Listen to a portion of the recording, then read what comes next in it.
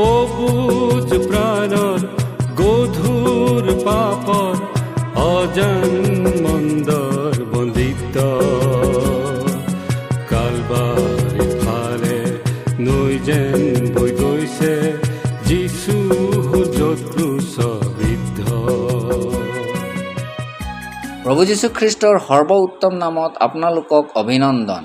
পবিত্ৰ বাইবেলৰ যোহন 18 অধ্যায় 22 পদত আমি এইদৰে পঢ়ো যে তেওঁ এইবোৰ কথা কোৱাত ওচৰত থিয় হৈ থকা টেকেলাবোৰৰ মাজৰ এটাই যীশুক চৰ মাৰি ক'লে, মহাপুৰোহিতক এনে উত্তৰ দিয়নে? প্ৰভু যীশু খ্ৰীষ্টক যেতিয়া টেকেলা আৰু সৈন্যসমূহে মহাপুৰোহিতৰ সন্মুখত থিয় কৰালে, তেতিয়া মহাপুৰোহিতে যীশুক সুধিলে। তেতিয়া যীশুৱে তেওঁক উত্তৰ দিলে, মই জগতৰ আগত প্ৰকাশকৈ ক'লো, মই নামঘৰত আৰু ধৰ্মধামত অৰ্থাৎ সকলো যিহুদীবিলাক গোট খোৱা ঠাইত সদায় শিক্ষা দিলোঁ, গুপুতে একো কোৱা নাই। তুমি মোক কিয় সুধিছা? শুনি থকাবিলাকক সোধা যে মই তেওঁবিলাকক কি ক'লোঁ। চোৱা, তেওঁবিলাকে জানে মই কি ক'লোঁ।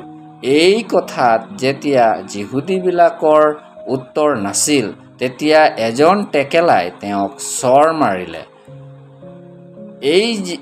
এই যীশুখ্ৰীষ্টৰ প্ৰথম শাৰীৰিক শাস্তি।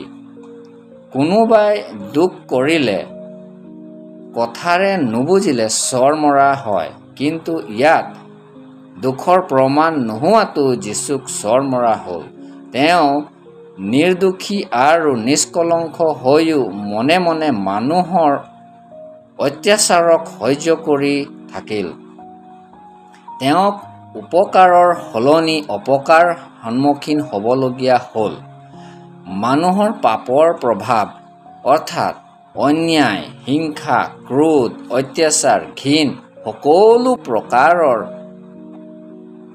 অন্যায় সহ্য কৰি ক্ৰুচত মানুহৰ পাপৰ কাৰণে নিজকে বলিদান কৰি দিলে।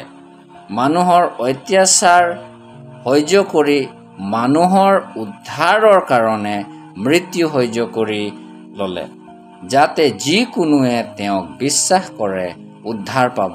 আপুনিও ঈশ্বৰৰ প্ৰেমক বুজক। এই আমাৰ প্ৰাৰ্থনা। ধন্যবাদ।